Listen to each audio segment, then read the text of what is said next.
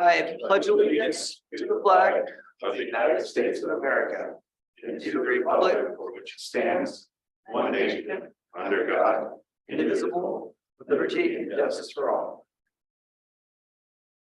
Will the clerk please take the roll? Councilmember Blair. Yep. Councilmember Richardson. Present.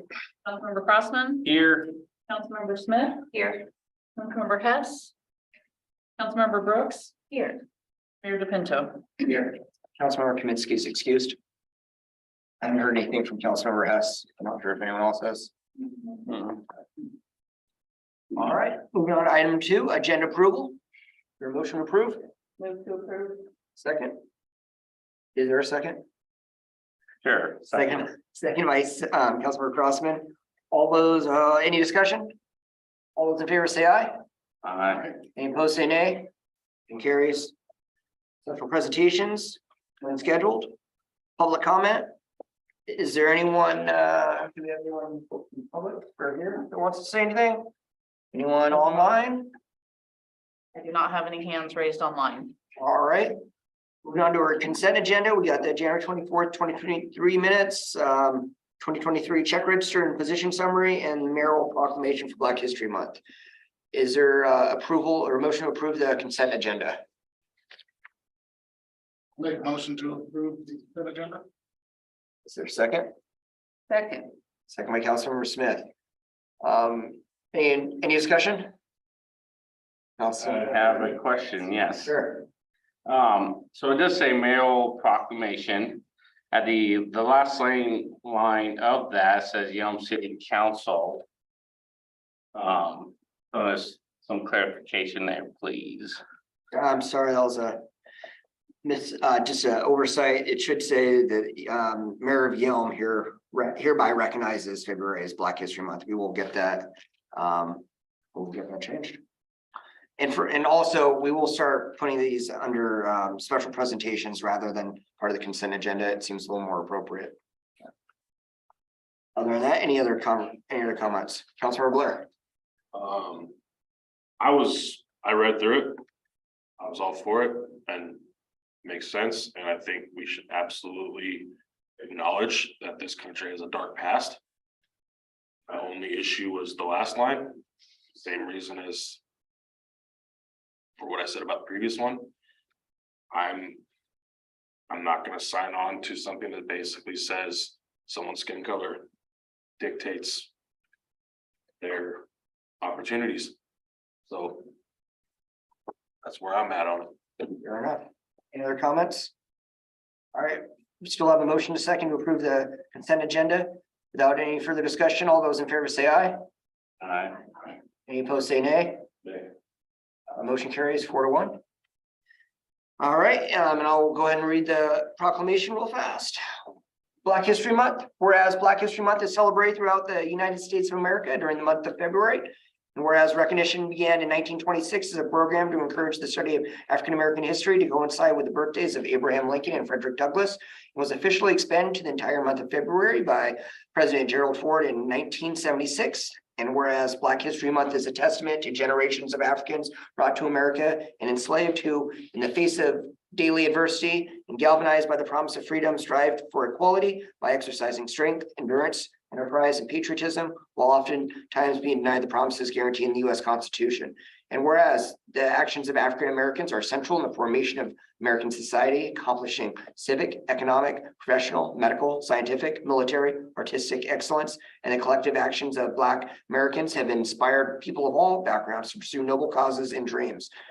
And whereas Black History Month is a time to remember those who have made the ultimate sacrifice, and whereas because of the disparities that continue to plague our society, Black History Month echoes the call for equality to future generations and is essential for the formation of a more perfect union. Now, therefore, be resolved that I, Mayor Joe DePinto, do hereby recognize February as Black History Month. Signed, City of Yelm, Washington, this 14th day of February 2023. Moving on, item number 6, new business. Under A, we have an amendment for PSA for, amendment to PSA for water system plan. Cody, do you want to On this one, please. Yeah, so as council may or may not be aware, in 2021, we passed the water system plan in anticipation of our water rights coming in. Our water rights came in and the model has been being drafted since then. But now, since we have so much data from 2023, we want to include that data and all the new construction going on. It makes sense to include that before we submit our water system plan. That wasn't in the original scope of the work. It was just to bring the data up from last year. So this would include the new data, new hydraulic models for all the new construction that's taken place, and we'd be able to include it in the water system plan that we're going to submit to Department of Health. So this is an amendment to add that of the new hydraulic testing, new sections. I'll come out and do some testing of extinguishers, flow rate, stuff like that. That wasn't on the original scope because those pieces didn't exist in 2021. I'll be happy to answer any questions. But there is money in, this was budget, like there is money in the water system plan budget to do this. It's not going to require a budget amendment. Questions, comments?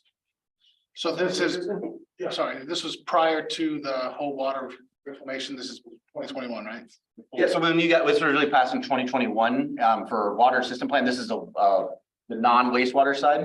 So this is the water side of all the new stuff going on. The biggest change we've had is the mass amounts of construction. You know, we have apartment buildings, a whole new section that was built over up in Tomatera, and other sections built like where the hutch is, that we didn't anticipate getting flow models from. And now it makes sense because we're not being pushed to turn this in right now, that we can get all those flow models in. So our plan's even more accurate than it would be if we submitted without those flow models. And you said that was already budgeted? There's already money in the budget for this type of thing. We wouldn't have to do an amendment to bring this up to where we're at. So. Questions, comments? Or motion? Move to approve amendment to PSA for water system plan. Second by Councilmember Blair. Any further discussion? All those in favor say aye. Aye. Any opposed say nay. Motion carries. Moving on to resolution number 631, adopting a travel policy. And again, this is not for city council or myself, it's staff travel policy. Who's doing this one? Stephanie, please. Musical chairs. Thank you, Mayor and council members. So before you, on page 27 of the council packet is the resolution that would pass the travel policy. So this does establish guidelines and procedures for the authorization and reimbursement of travel and related expenses when employees are on business for the city of Yelm. I did want to say on page 4, down at the bottom under general provisions, we do provide the General Service Administration of the United States, the website where we go to look up what the per diem and lodging rates are for a specific city. And those are the guidelines that we follow when we have somebody traveling out of state. And then I do want to stress that we do require pre-approval for all travel. We don't have employees just going and doing whatever they want. They have to go to their manager, their director, or the city administrator and request that travel. We usually do like to plan ahead throughout the year. For example, for me in the finance department, I pretty much know what the travel for the department is going to be for the year. So with that, I'd be happy to answer any questions you all have. Councilor Richardson. So who pre-approves, like the city administrator, or who's at the top? And So the mayor would approve the city administrator travel for the council members. Like if there's a retreat, the cost for the retreat would follow the guidelines of this. I'm just curious, you know, if you're at the top of whoever's approving what, if there's some accountability for that person as well. That's why I asked the question. Absolutely. So if Joe were not available, I would be the next one in line to approve something for Todd, and then Todd would approve mine. Same goes for timesheets, for paying invoices, for anything. We always have that approval in place, no matter who it is. So, because if we didn't have those controls, things would be. Right. So I guess just make sure you treat each other nice. We try. Councilor Any other Brooks. question? Yes, I have a question for you, Stephanie. When updating this travel policy, were there any employees of the city that showed concern over the change of the policy? No, I think in the past, there'd been past practices, but it hadn't really been laid out in a policy. So employees actually like it when there's a policy. That way they know what our guidelines are and they know what to expect when they go to travel. So no, there's been no concerns from employees. They're happy to see this going forward. All right, thank you. Any other questions, comments? Motion. Councilmember Smith, Oh, move to approve resolution number 631, adopting a travel policy. Second. second by Councilmember Blair. Is there any further discussion? All those in favor say aye. Aye. Any opposed say nay. Motion carries. Thank you, Stephanie. All right, moving right along. Item C, resolution number 632, agreement for collection and disposal of waste materials. I think this is just a redoing our contract with LeMay. Correct. So before you have resolution 632, we had a 15-year contract with LeMay Enterprises. That's who provides garbage and recycling services to the city of Yelm. That expired. So we need to renew that contract so they can continue providing services. In this contract also includes our spring cleanup where they provide free dumpsters.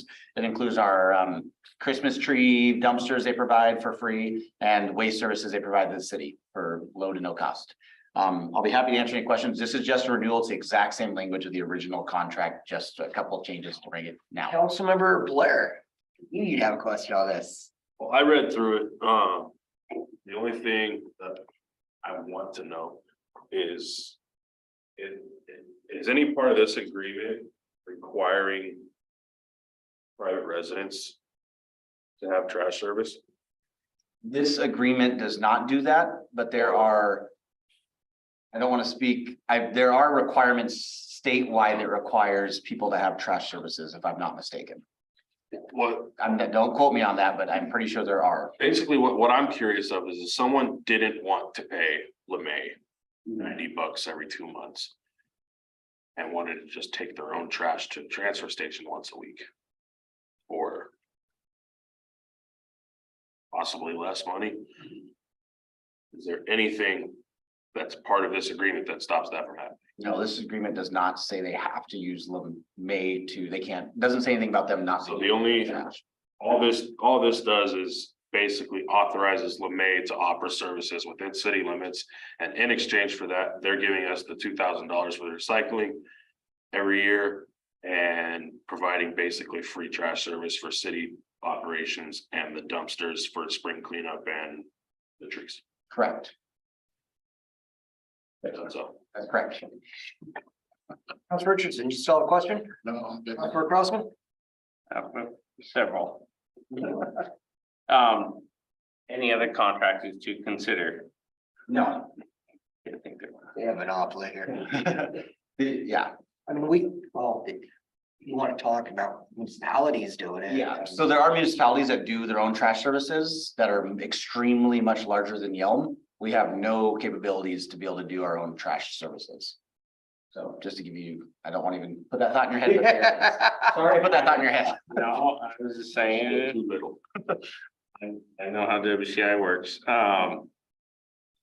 It says collection day approved by the city council. Is that a separate thing we have to approve? Like what day they pick up trash service? There is it's part of, That's the set on what their routes are. yeah, there's a code that talks about trash service pickup. I don't have the exact code in front of me, but there is something that denotes when trash services are picked up. And because I know through the city, there's several different ways to pick up depending on where you're located.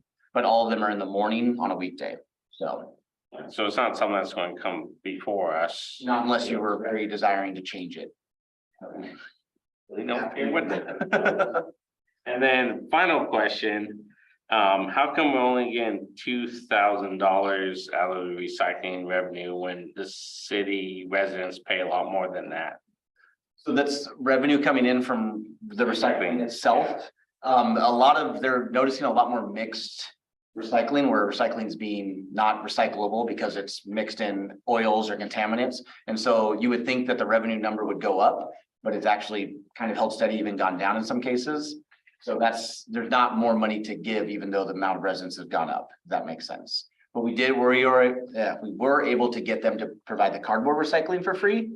In conjunction with that, instead of raising the money they pay us, now we also have free cardboard recycling for our citizens, which we didn't have before.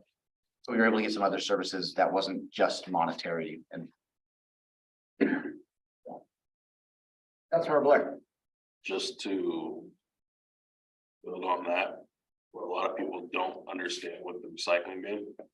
If you put anything in there in a plastic bag, a lot of people in your house, in your recycling bin, or like your trash can, you have a trash bag, and then a lot of people do the same thing with theirs. They'll have a trash can, a recycling can.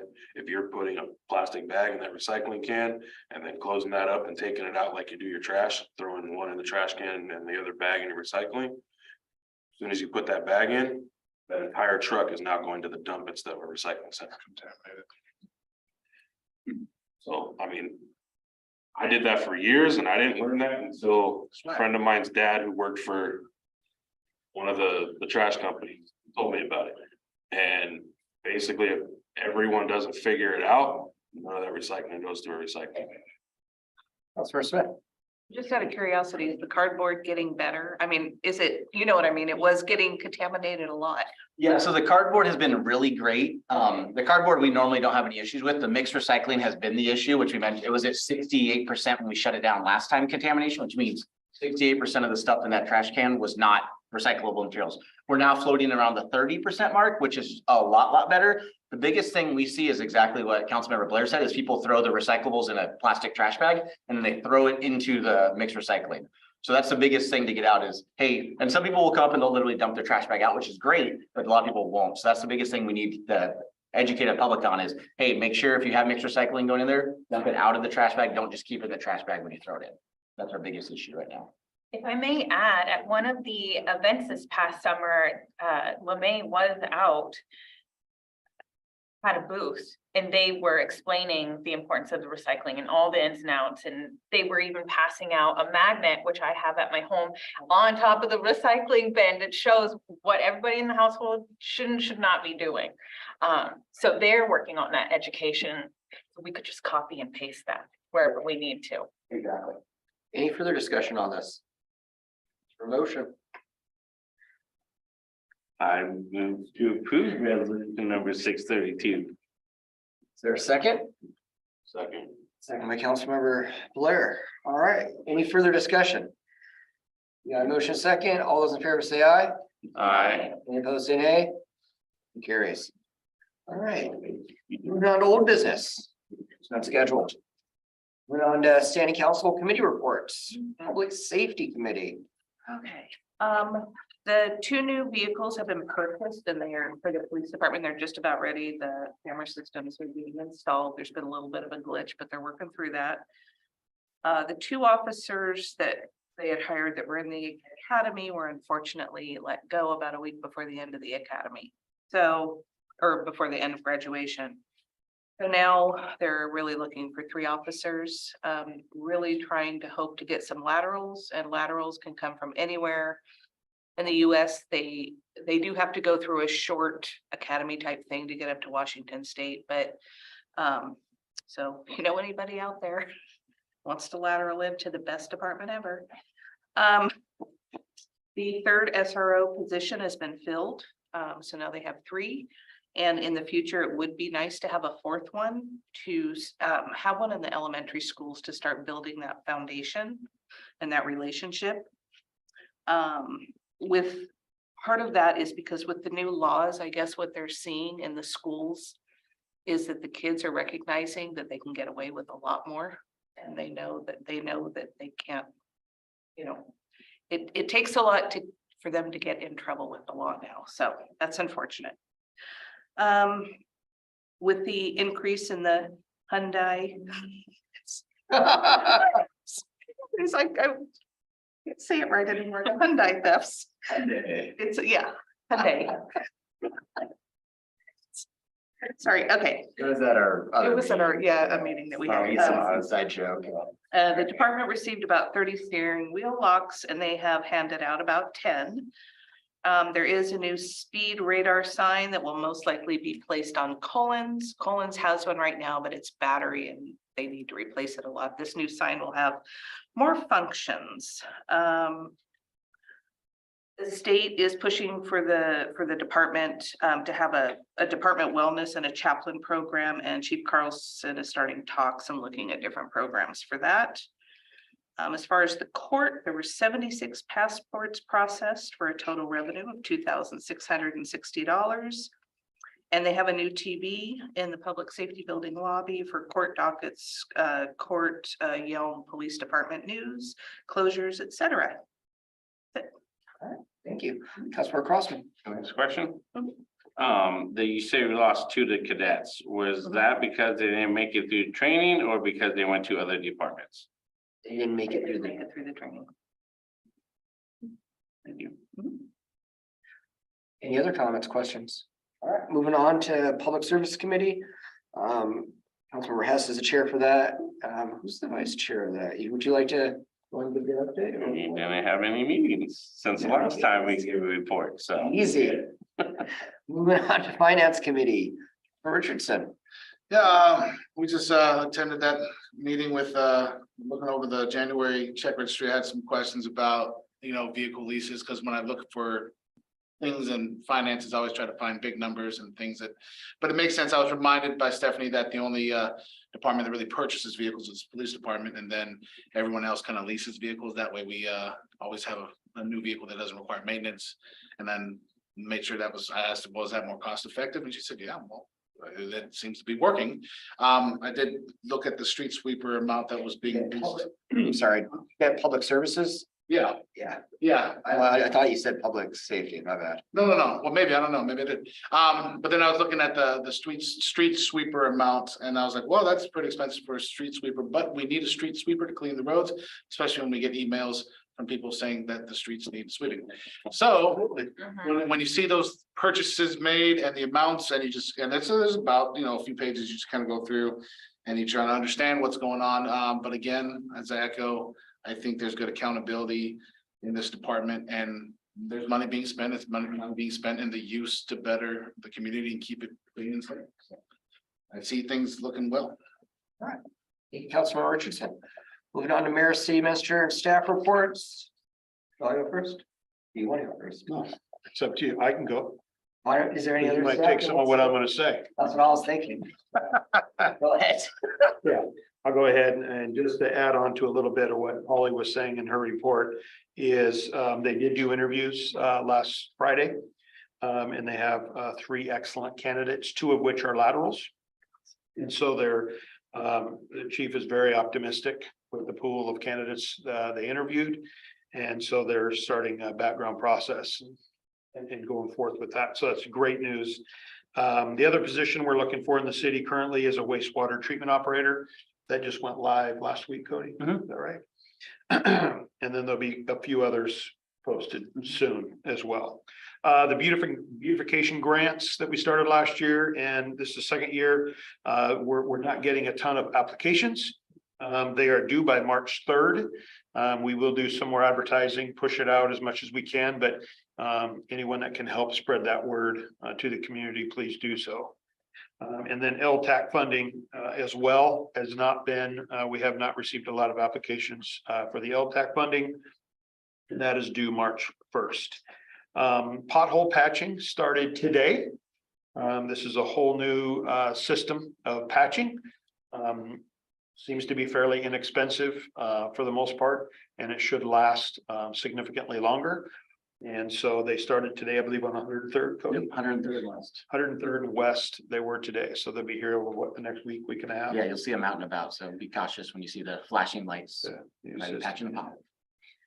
So anyway, that's about it for the updates from me. Thank you. Any other staff updates? Anything?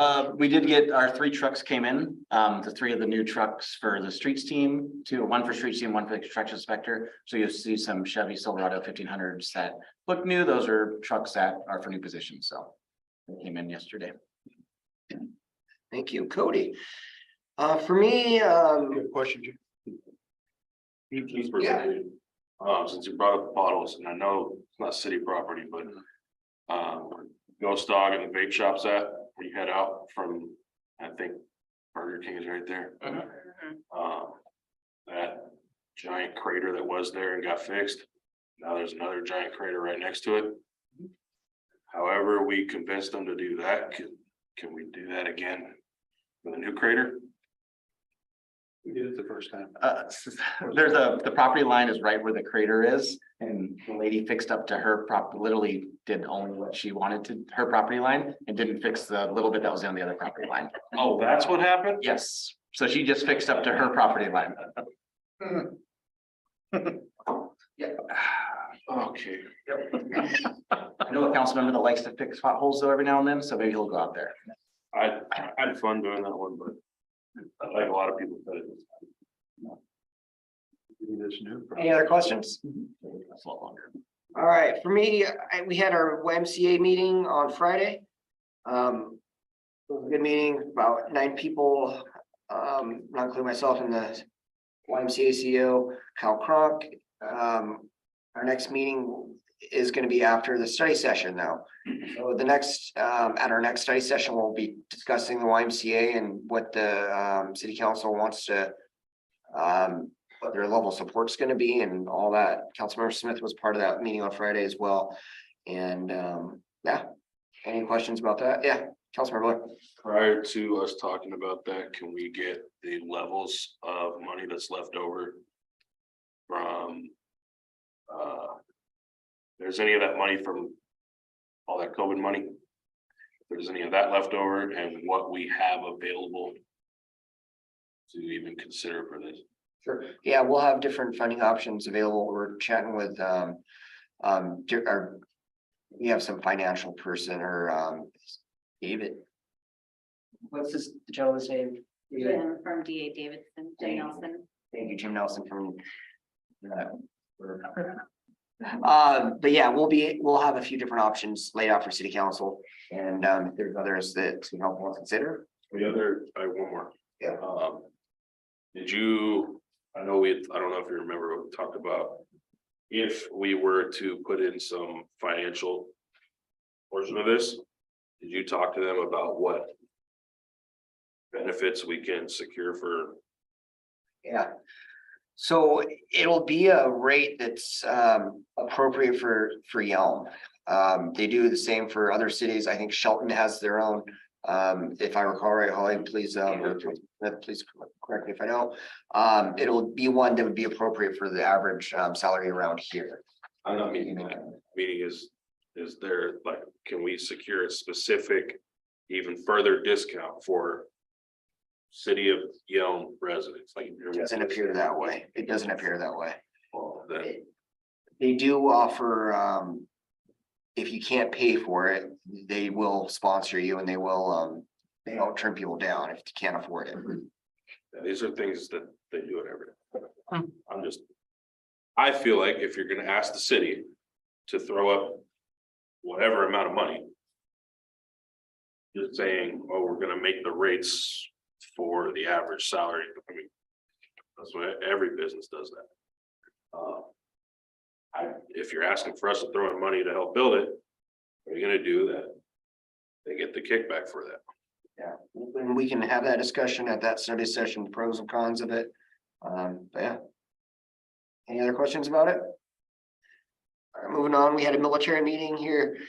Last week or the week before, Last week. last week. And discussed, that was the first of our quarterly meetings that we're gonna be having regularly now. And we just discussed a lot of different things, including bringing back the military banner program, which we've started now. Kathy's been great on setting that up. We have some additions to our website. It has military resources on it for veterans and active duty. And a few other items that we discussed, including a possible memorial, veterans memorial. And yeah, we're gonna be expanding this group though a little bit more. This is just a VFW and American Legion. But we're gonna expand to a few different other military groups as well, and folks too, for our next meeting. Any questions on that? All right.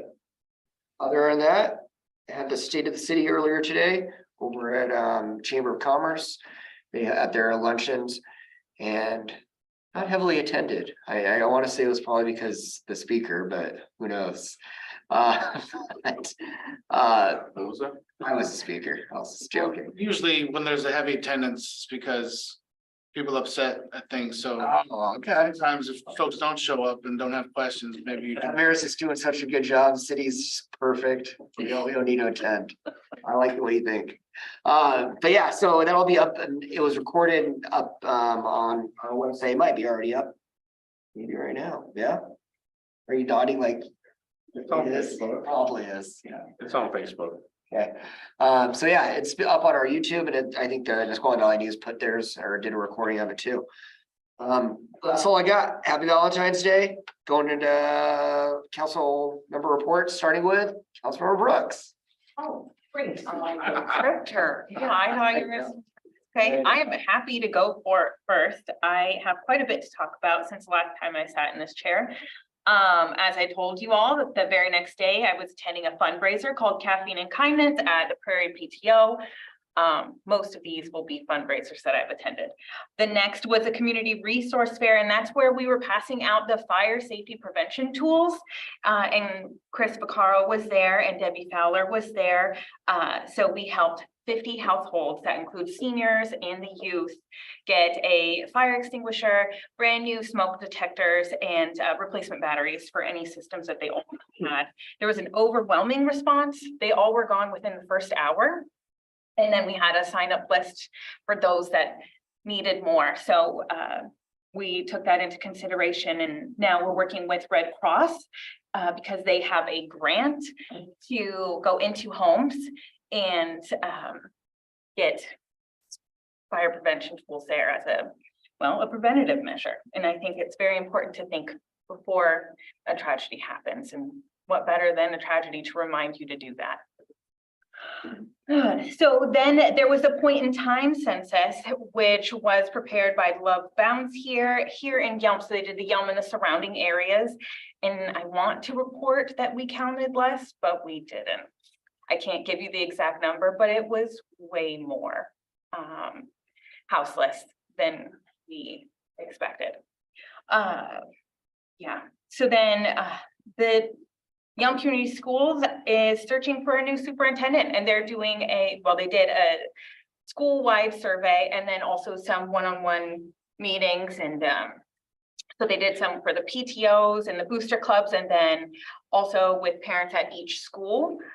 So I attended all of those. And then the Chamber Drive 507 business after hours at 507. Another fundraiser, which was a movie night at Mill Pond Booster Club, and that was free. So I thought that was great and heavily attended. The homelessness task force, I met with Crossman and others. The public safety meeting with Smith and others. Community conversation at Red Lantern. That was really wonderful and well attended again. And they were so sweet. The owners were so sweet. Okay, and then I'm still going. Have any of you been to the Yelm Community Schools study sessions recently? Because the amount of information they give you in the presentations at each school is overwhelming. How real it is.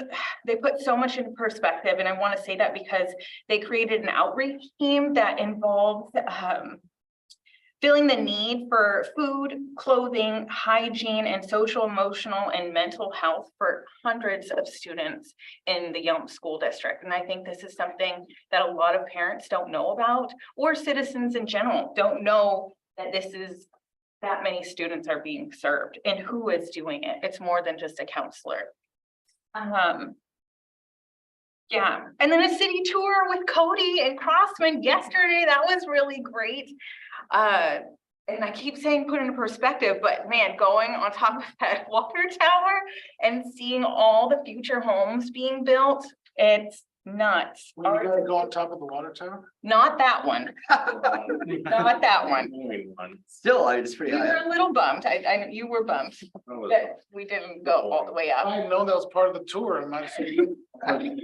No, what was the tower called, Cody? Southwest Well. That one, so there. That's cool. It was really cool. You should have come. Been more fundraisers I attended, such as today, we did a friendship bracelet fundraiser at RMS. Yeah, so that 6th, 7th, and 8th graders that were buying bracelets for each other. It was so sweet. Anyways, I have way more to give you guys. Next time I sit in this chair, thank you for letting me take 5 minutes of your time. Councilor Brooks, Councilor Smith. Okay. Actually, I have a lot too, but. Okay, well, we're taking up for 2 other people. So on February 1st, I attended the TCOM meeting, the TCERN project, which is the Thurston County Emergency Radio Network project. Keeps the end of it keeps getting pushed out because of supply chain demands. You know, they're not getting the stuff that they need. So that is now pushed out a cutover date to June of 2024. The telecommunicator staffing is still a struggle. On January 17th, their academy had 3 that they got that they've employed, and hopefully they will stay on because they're still understaffed. They are watching 2 of the bills closely, Senate Bill 5328 and House Bill 1055, that it seeks to place telecommunicators in a pension system that is more appropriate with the role that they play in public safety. So. And the Thurston County I'm going to read this because it's long. The Thurston County Professional Firefighters, IAFF Local 3825, sent a letter of thanks to the dispatchers who worked on the tragic January 21st fire where there were several fatalities.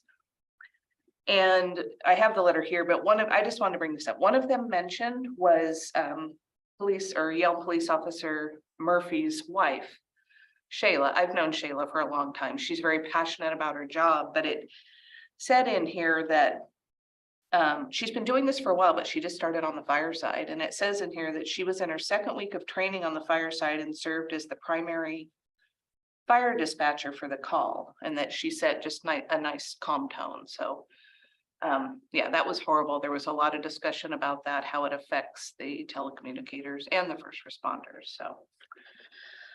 On, I think it was the 8th, we did the city lunch or the community lunch, and I'll never be able to say Hyundai. Community conversations, yes. So that was good. I attended the Southeast Thurston Fire Authority meeting. They completed a safety class at the senior center on January 17th. They will be conducting a fire extinguisher class at Rosemont sometime this month, and they are still in labor negotiations. They're hoping to have a contract by the next meeting in March. I attended the YMCA meeting. That was a good first start, and I attended the senior center breakfast. And one thing that actually Joseph Richardson was there, and we were talking a little bit, just remind people that the senior center really is for all ages. It's not, there's kind of the stigma, but everything, most of the things that they do, the paint nights, the breakfast, all of that is open to everybody. It's so just, you don't need to be over the hill. Yeah. I didn't even know they do bingo. That's all I got. Thank you, Councilor Smith. Councilor Crossman. A couple things. Number one, if we can add to the council retreat, if we can add the city rocks on the agenda there, that would be something I would like to look at. The what? Rocks. Are you familiar with? Not city rocks. Do we still use that term? Big rock. Oh, big, gotcha. It's a business term, sorry, I'm a businessman, sorry, okay. I'll teach you about it later. Number 2, tour of the city was great yesterday with Cody. You know, I've lived in the city a long time, but it's still good to learn the ins and outs of the city. I don't think you can ever stop learning some of the intricacies you may not realize. It was actually made it comical at some of it because she was not expecting some of the things we have ran across. Every employee that the city has been great. I've never had a negative experience with any city employee, so that's always been great. There's always upbeat, especially in some of those unpleasant work environments that some people would consider unpleasant. The guys are great. So applause to them. And then Planning Commission is next Tuesday at 4 p.m. It is an open public meeting. I recommend people go to that, especially investors, developers, etc. should be attending planning commission meetings to see what's coming down the pike. And there is a couple of things coming down, and also learn a few things on the tour of the city. Some I agree with, some I don't, but there will be things, and planning commission will hear about those. So if you would like to be ahead of the curve about learning some of the code changes and some of the proposed code changes, attend the planning commission or at least watch it online. And that's what I got for you. Thank you, Councilmember Crossman. Councilmember Richardson. Kind of bummed I missed out on the tour. Yeah, I had a conference that day. Yeah, I had attended the forum today. That was a good state of the city. It was positive, you know, it's always good to, you know, and I know I say some things when I run things over there, but you guys let me have fun. So thank you for that, being good sports and working together. The forum was very enjoyable, and I heard the pot roast was good. I didn't have a chance to eat because I kind of focus on running things, but Masonry Cafe, just a shout out to that pot roast. Really good. Moving on, went to again, attended that breakfast and the ran into Holly there at the senior center. And again, you know, it's not just for, you don't want to even use the word old when you talk senior center. It's a place for everyone. And so we really got to just change our mindset on how we think on things. There's a lot of activities to do there. But yeah, that's what we got to learn how to do there. And they're always enthusiastic when they see city council members show up to their breakfast. They do enjoy that. I do believe, I was told that their contract with the senior services is not working no more, and so they don't have that income there through senior services that was working. So, you know, but I think they're going to be okay. But I think again, that's why there's such a grateful, you know, help from the city. That was so. I think things are going to work out. But they you know, they're going through some struggles with the senior center. Also, but things are looking well. I did attend on February 1st, SWAC, Solid Waste Advisory Committee, because, you know, everybody enjoys, I try to show that I'm interested when I'm on the Zoom, and I try to make sure that I'm listening well. Yeah, because remember you did that. And so the only reason why I was understanding what you guys were talking about recyclables being contaminated is because I'm on SWAC committee. Because there's always this thought of, well, how much is being really recycled? But once it becomes contaminated, and I was really impressed with your knowledge, and I'm sure Cody's, and I even leaned over and said something to Josh prior to, you can ask him, that I said, you know, if recyclables get contaminated, they all go to the dump. So what was presented that day was a solar energy proposal for the WARC. WARC being, let me look at my bottom notes here. It's the Waste and Recovery Center. And so what they're doing is there's this proposal to put solar panels top of the landfill. How else will you utilize a landfill? I mean, what can you use it for? You want to build a garden there? What do you want to do? They're going to put some solar panels there, make some energy out of that. Yeah, that was interesting. So they're utilizing some of that acreage there at the WARC, and it's be exciting to see how that plays out. And to see how much power actually is provided. And they say the project size is about 20 plus acres, and it's going to produce about 2.5 megawatts of AC power. And it's interesting.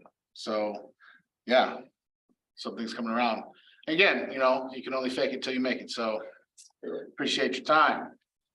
Thank you, Councilman Richardson, and thank you for the Rambo comparison at the luncheon earlier. Appreciate that. Yeah. Councilmember Blair. To adjourn. Is there a second? Second. Oh. All in favor, say aye. All right. All right.